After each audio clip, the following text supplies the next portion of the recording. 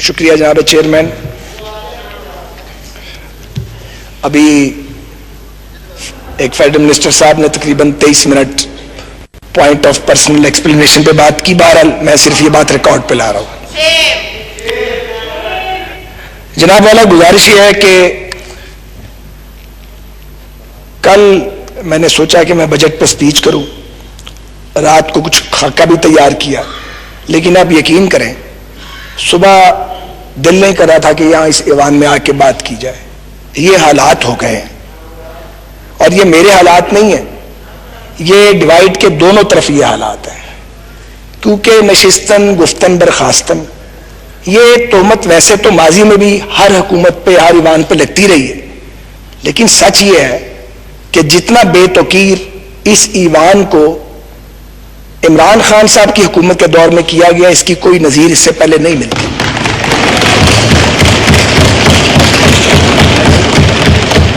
ہم یہاں یہ درست کہا, ایک پی ٹی آئی کے کسی دوست نے بھی یہ بات کی, میری بہن نفیسہ شاہ صاحبہ نے بھی ابھی بات کی, ہم یہاں پہ ایک دوسرے کے گریبان پھاڑنے تو نہیں آتے, ایک دوسرے کی بے عزتی کرنے کا مینڈیٹ لے کے تو ہم یہاں نہیں آتے. لوگوں نے ہمیں اس لیے ووٹ تو نہیں دیا کہ ہم ہر وقت ایک دوسرے کے اندر کیڑے ڈالیں, کیڑے نکالیں. تنقید کرنی چاہیے, تنقید ہونی چاہیے, لیکن تنقید تو تب کرے جب کوئی سننے والا ہو, کوئی بات پہ عمل کرنے والا ہو, کوئی تجویز لینے والا ہو. ایسا کوئی بندوبست یہاں موجود نہیں ہے. ٹھیک کہا ہے یہاں پہ نفیسہ شاہ صاحبہ نے کہ ایک ایسے وقت پہ جب ہم ایٹ وار ہیں, افواج کام کر رہی ہیں, جوڈیشری کام کر رہی ہے, ہیلتھ کیئر والے جو ہیں وہ دن رات کام کر رہے ہیں, ریسکیو والے پولیس کام کر رہی ہے, آپ نے پارلیمنٹ کا لاک ڈاؤن کر دیا. لوگ یہ سوچنے میں حق بجانب ہیں کہ لوگوں کی جانیں جا رہی ہیں. کیا سیاسی قیادت کی جانیں پاکستان کی؟ کتنا خوف ہے کورونا کا کہ ہم یہاں بات نہیں کر سکتے. اللہ تعالیٰ سب کو اپنی حفظ و امان میں رکھے. لیکن جب حالت جنگ میں قومیں ہوتی ہیں تو اگر واقعی جمہوریت ہو, واقعی وہاں پہ پارلیمنٹ فنکشنل ہو, تو پھر وہاں پہ پارلیمنٹس کا لاک ڈاؤن نہیں کیا جاتا. سچ یہ ہے کہ پاکستان میں جمہوریت نہیں. کوئی اس بات کو جلدی مان گیا ہے, کوئی اس بات کو اب مان رہا ہے, کوئی تھوڑے دن بعد مان جائے گا. ویسے تو پی ٹی آئی کی گورنمنٹ نے بہت بڑے بڑے اعزازات حاصل کیے ہیں پاکستان کی تاریخ میں, لیکن جو کمال کیا ہے وہ یہ کہ آپ نے وہ وعدے کیے اور وہ نعرے لگائے جن کی تکمیل کا کوئی تصور بھی نہیں کر سکتا تھا. آپ نے 90 دن میں کرپشن ختم کرنی تھی, آپ نے 1 کروڑ نوکریاں دینی تھی, آپ نے 50 لاکھ گھر بنانے تھے, آپ نے سارے چوروں کو, اور ظاہر ہے کہ سارے چور بقول آپ کی اپوزیشن میں ہیں, ان کو الٹا لٹکا کے ان کے پیٹ پھاڑ کے اس میں سے قومی دولت نکالنی تھی, اور آپ نے پاکستان میں انصاف کا دورہ کر دینا تھا. یہ تھا آپ کا سلوگن, اور آپ نے پاکستان کی اکانومی کو رائز کرنا تھا. اور آپ کے لیڈر فرماتے تھے اور بار بار یہ بھاشن دیتے تھے کہ جب غربت بڑھ جائے تو سمجھ لو کہ وزیر اعظم چور ہے. وہ فرمایا کرتے تھے اور وہ باقاعدہ نقلیں اتارتے تھے کہ کشکول لے کر پھرتے ہیں اور مجھے شرم آتی ہے, میں تو خودکشی کر لوں گا. اللہ نہ کرے وہ کبھی خودکشی کریں, لیکن آپ نے پاکستانی قوم کو خودکشیوں پہ مجبور ضرور کرتی ہے. آپ یہ دیکھیے, اب 2 سال ہو گئے آپ کو آئے, آپ کو مقابلہ کرنا تھا بھوک کا, بے روزگاری کا, غربت کا, ناانصافی کا. آپ کو مقابلہ کرنا تھا انڈین ایگریشن کا, آپ نے مقابلہ کیا صرف اپوزیشن کا, اور اس کے بعد اس آزاد میڈیا کا جو آپ پہ تنقید کرتا ہے. آپ نے یہ بھی نہیں سوچا کہ یہ وہی لوگ ہیں جو آپ کی حکومت لانے والوں میں شامل تھے, آپ نے ان کو بھی ٹارگٹ کر دیا. آج میر شکیل پابند سلاسل ہے, تو جنگ اور جیو تو آپ کا سب سے بڑا سپورٹر تھا, تب وہ ٹھیک تھے, آج وہ غلط ہے. آپ نے جیلیں بھرنی اپنے مخالفین سے, ہمیں آپ نے چور ڈکلیئر نوٹیفائڈ کر دیا. آپ کی نظر میں ہم سب چور ہیں. مجھے بتائیے اس سے پاکستان کو کیا ملا؟ آپ نے کرپشن کی رقم جو آپ بتاتے تھے, کون سا ٹکا آپ نے ریکور کیا؟ آپ کے حالات یہ ہیں کہ بجٹ سر پہ ہے. شہباز شریف کو پکڑنے کا بڑا شوق تھا, بجٹ گزار لیتے. آپ میں اتنی قوت برداشت بھی نہیں ہے. آپ نے قائد حزب اختلاف کو وہاں پہ لے جا کے جیل کے کنارے پہ کھڑا کر دیا, عدالت سے وہ ضمانت پر ہیں, کورونا کا وہ مقابلہ کر رہے ہیں. ہم نے باری باری سارے اپنی باری دے آئے ہیں, تو جناب چیئرمین باری دے کے پھر یہیں کھڑے ہیں, پھر بھیج دیں گے, باری دے کے پھر واپس آ جائیں گے. آپ کو یہ حقیقت پتہ نہیں لگتی کیا؟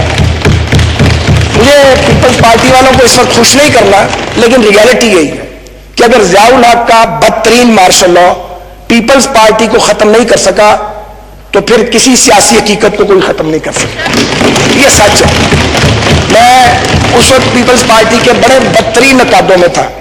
سیاسی طور پہ اب بھی اختلاف ہے, ضیاء الحق کے خلاف تھا, لیکن خوش بڑے دل میں ہوا کرتے تھے. پیپلز پارٹی نظر ہی نہیں آتی تھی, نظر ہی نہیں آتی تھی کیوں پیپلز پارٹی. اور جب محترمہ آئی تو مجھے وہ دن یاد ہے 10 اپریل 86 کا. ہر طرف پیپلز پارٹی کی اور ہماری مخالفت کے نعرے لگ رہے تھے اور ہمارا کچھ نہیں تھا. یہ عوامی طاقت ہے. آپ کو پتہ ہے آپ کے ساتھ ہی ہونے والا ہے, یہ ہونے والا ہے. اور یہ اس کی انڈیکیشنز بڑی واضح ہیں. کل جو راجہ ریاض صاحب اور خواجہ شیراز صاحب نے گفتگو کی کیپٹل ٹاک میں, وہ پرانے پارلیمنٹیرینز ہیں, وہ کوئی مذاق ہے؟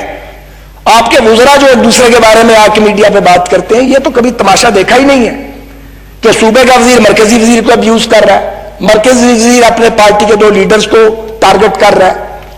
ٹھیک ہے, لیکن یہ انڈیکیشنز بڑی کلیئر ہو گئی ہیں.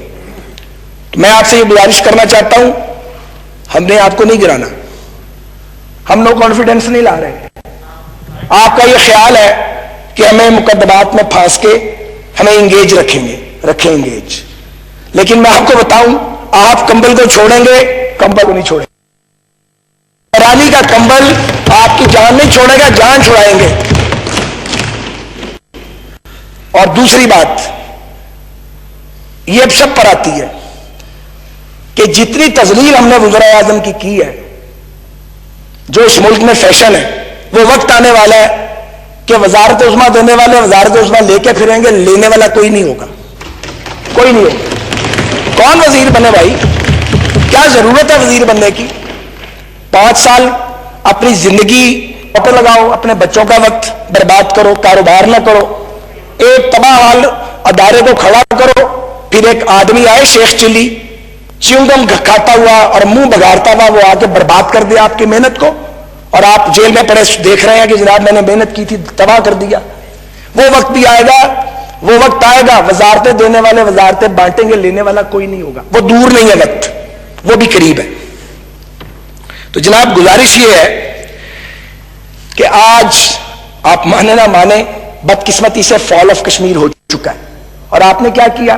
وہ سرینا کے بعد ایک بورڈ لگا دیا جس پہ اس کو اتروائے. اس بورڈ کو کیوں توہین کرتے ہو یار کشمیریوں کی؟ اتارو اس کو بھائی. یہ کیوں کرتے ہیں؟ جمعے کو 12 بجے دوپہر کو اکٹھے ہوں گے, یہ بھی نہیں سوچا کہ جمعے کو 12 بجے اکٹھے نہیں ہو سکتے, یہ 2-4 بار ہوگا پھر نہیں ہوگا. آپ کے ایڈوائزر کون ہے؟ کون آپ کو مشورے دیتا ہے؟ چائنیز نے نکیل ڈال دیا انڈینز کو, آپ نے کیا کیا ہے؟ فال آف کشمیر ہو چکا ہے, یہ ایک ریالٹی ہے, اور تاریخ میں یہ بوجھ آپ کے دور پہ رہے گا. آگے بڑھیے. ٹڈی دل آیا, کچھ چلا گیا, کچھ مر گیا, کچھ بریدنگ یہاں پہ ہوتی رہی. آپ لوگ سوئے رہے, آپ لوکسٹ کا مقابلہ ہی نہیں کر سکے, اربوں روپے کی فصلیں وہ اجاڑ گیا ہے, اور آپ نے سارا کام اب NDMA کے سپرد کر دیا ہے. پہلے آپ بحران کریٹ کرتے ہیں, کیونکہ بحران آتا ہے آپ کو پتہ ہی نہیں لگتا. آپ تو اپنے مخالفین کو جیلوں میں ٹھوسنے میں مصروف ہیں, اور ہم میں سے کون ہے جو آپ کا وکٹم نہیں ہے؟ آپ ہمیں وکٹم بنا لیتے, اس ملک کا ہی بھلا کر لیتے کچھ. آپ ٹڈی دل کا مقابلہ نہیں کر سکے. کورونا آ گیا, کورونا میں آپ نے کیا کیا؟ 8,000 روپے ٹیسٹ کی فیس ہے. جب ڈینگی نے حملہ کیا تھا اور آپ ہمیں ڈینگی کے تانے دیتے تھے, میں بڑے ادب سے عرض کروں, ہم نے 800 کا ٹیسٹ 90 روپے میں کیا تھا, اور 90 روپے کروایا تھا. وہ مزے کی بات ہے, آج بھی 90 روپے ہے. آپ کا 8,000 کا ٹیسٹ 80 روپے کا نہیں ہو سکتا تھا, مگر آپ کا 2,000 پہ آ سکتا تھا. آپ نے کوئی مینجمنٹ نہیں کی. لوگ ٹیسٹ کے لیے رولتے پھرتے ہیں, ہسپتال بھر چکے ہیں, آپ نے کوئی ایمرجنسی میئرز نہیں لیے. اوورسیز پاکستانی آپ کا ووٹ سے زیادہ آپ نے انہیں رول کے رکھ دیا ہے. لوگ سڑکوں پہ آ گئے ہیں, PIA تگنے کرائے لے رہا تھا, باقیوں کو تو چھوڑ دیں. آپ نے کوئی کریش پروگرام نہیں بنایا انہیں پاکستان واپس لانے کے لیے. آپ سوچیں آپ نے کیا کیا ہے. اس لیے کہ آپ کا فوکس نہیں ہے. یہ نہیں کہ آپ کر نہیں سکتے تھے, آپ کے پاس بہت سے تجربہ کار لوگ موجود ہیں, بڑے بڑے عمدہ لوگ بھی آپ کے پاس موجود ہیں, لرنڈ لوگ موجود ہیں. آپ نے ان کی صلاحیت سے کوئی فائدہ نہیں اٹھایا, کیونکہ آپ نے پورا زور, آپ کا بیانیہ یہ ہے کہ یہ سب چور ہیں. آپ کے نزدیک آپ کی اپنی جماعت پہ وہ محترم ہے, جو آپ کے مخالفین کو ننگی گالیاں نکالتا ہے اور جو آپ کو تلقین کرتا ہے کہ آپ سیٹلمنٹ کریں, ریزالو کریں, وہ آپ کو برا لگتا ہے. آپ سمجھتے ہیں ہمیں پتہ نہیں لگتا, ہماری بات آپ کو آتی ہے تو آپ کی بات ہمیں آتی ہے, ایک ہی برادری کے لوگ ہیں, کوئی باہر سے تو نہیں آئے ہوئے. آج سید خورشید شاہ, مجھے آپ بتائیے, ہم ادھر بیٹھتے تھے, شاہ جی ادھر بیٹھتے تھے, کیا دور تھا, کیا خوبصورت طریقے سے باوقار انداز میں وہ اپوزیشن کرتے تھے. اس سینئر پولیٹیشین کو جیل میں ٹھوسا ہوا ہے, حمدہ شہباز جیل میں پڑا ہوا ہے, خواجہ آصف صاحب نیب کی پیشیاں بھگت رہے ہیں, جب سے پارلیمنٹری لیڈر بنے ہیں ان کی پیشیوں میں تیزی آ گئی ہے. رانا ثناء اللہ خان ایک جیل کاٹا ہے, دوسری جیل کے دہانے پہ کھڑا کیا ہوا ہے. آپ کو ملتا کیا اس سارے کام سے؟ آپ کیا خیال ہے یہ لوگ اپنا دین دھرم بدل لیں گے, اپنے موقف بدلیں گے؟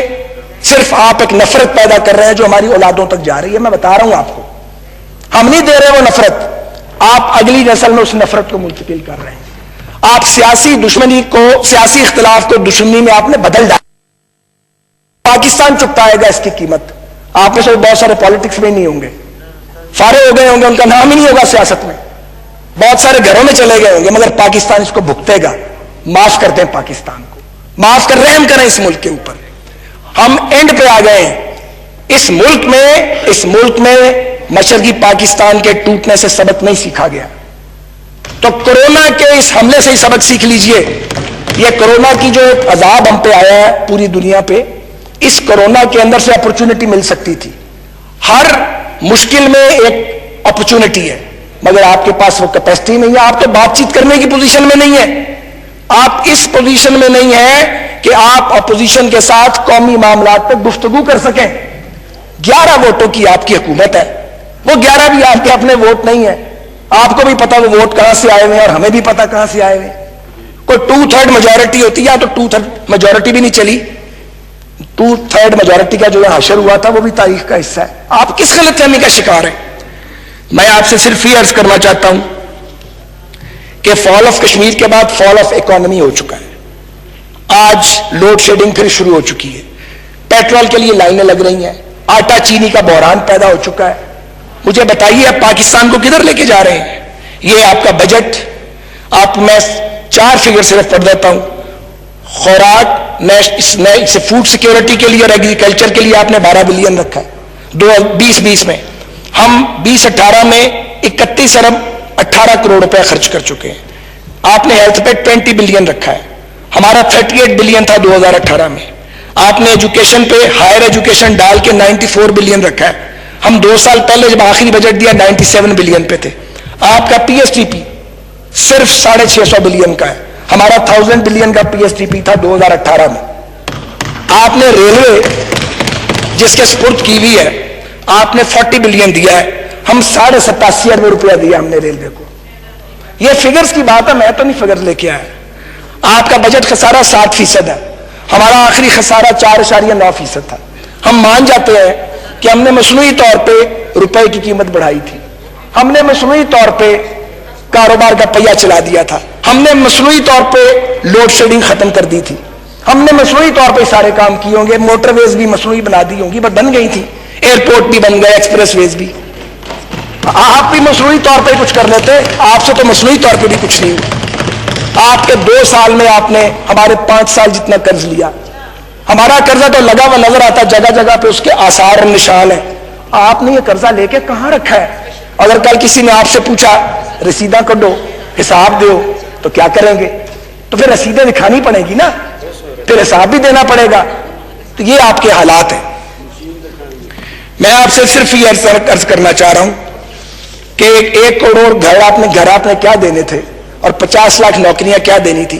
ہزاروں بے گھر ہو چکے ہیں, لاکھوں بے روزگار ہو چکے ہیں.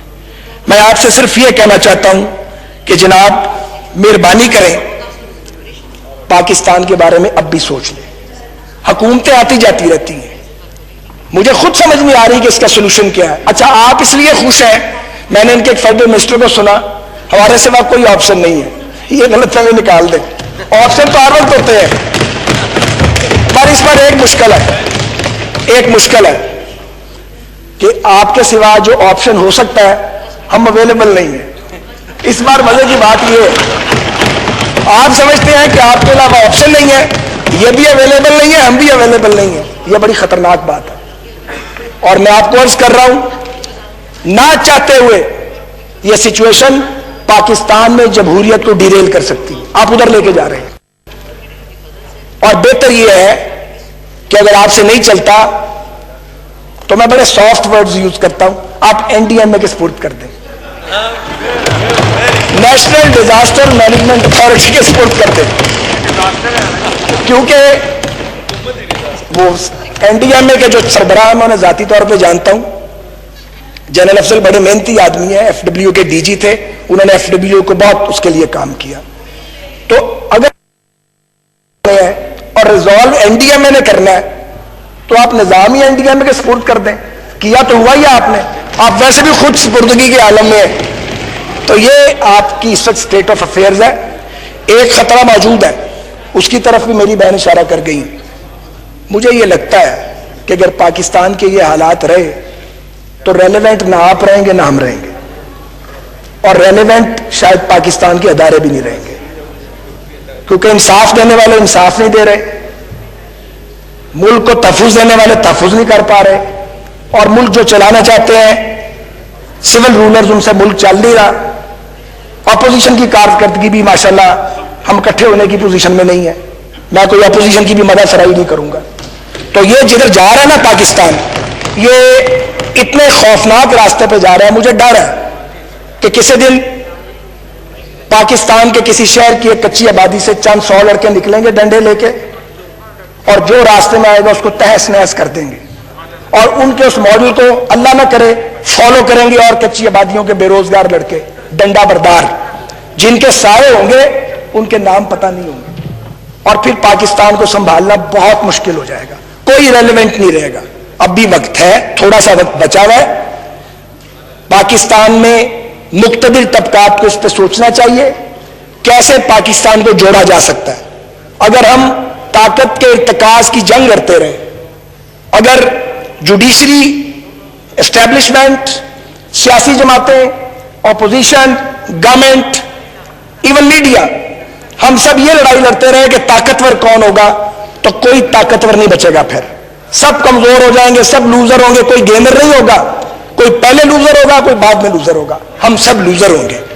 میں اپنی بات کو سمجھتا ہوں یہ کہتے ہوئے کہ بجٹ جو آپ نے پیش کیا ہے ہمارا اس پہ بالکل اس لیے اعتماد نہیں ہے کہ ہمیں معلوم ہے آپ منی بجٹ لانے والے, ہمیں معلوم ہے کہ آپ نے فگرز کو فج کیا ہے, ہمیں معلوم ہے کہ آپ نے اس میں کوئی انقلابی اقدامات نہیں کیے.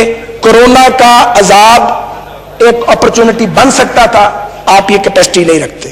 مگر خدا کے لیے ایک کام اب بھی کر لیں, جائیں اپنے لیڈر کو جا کے سمجھائیں یہ لڑائی جھگڑا دنگا, اپوزیشن کو گھسیٹنا, ڈریگ کرنا, مخالفین پہ پھپتیاں کسنا, بہتان لگانا, سندھ گورنمنٹ کو پین ڈاؤن کرنے کی کوشش کرنا, اپوزیشن کو باندھنے کی کوشش کرنا, مخالف جماعتوں کو انگیج کرنے کی کوشش کرنا کہ ان کو مقدمات میں الجھاؤ, اس سے ملک نہیں چلتے. پاکستان بہت بڑے کرائسس کا سامنا کر رہا ہے, معاشی بحران بھی ہے, معاشرت کا بحران بھی ہے, جمہوری بحران بھی ہے, اور آئینی بحران بھی ہے, انصاف کا بحران بھی ہے. جہاں سپریم کورٹ کے جج کو انصاف نہیں ملتا وہاں انصاف کس کو ملے گا؟ تو آپ پاکستان کو, اگر آپ کا نعرہ انصاف تھا, اگر آپ اس کو انصاف کی طرف لے جانا چاہتے ہیں تو پھر اپنا ظرف جو ہے اس کو ذرا بڑا کیجئے, اپنے مخالفین سے ابھی بھی بات کیجئے. پاکستان کے نام پر کوئی کسی کو کنسیشن نہیں چاہیے آپ سے, مگر پاکستان کے لوگوں کو کنسیشن چاہیے, پاکستان کے عام آدمی کو ریلیف چاہیے. ضروری ہے, لازم ہے, کوئی شارٹ کٹ نہیں ہے کہ آپ قوم کو جوڑنے کی کوشش کریں, ہم قوم کو جوڑنے کی کوشش کریں.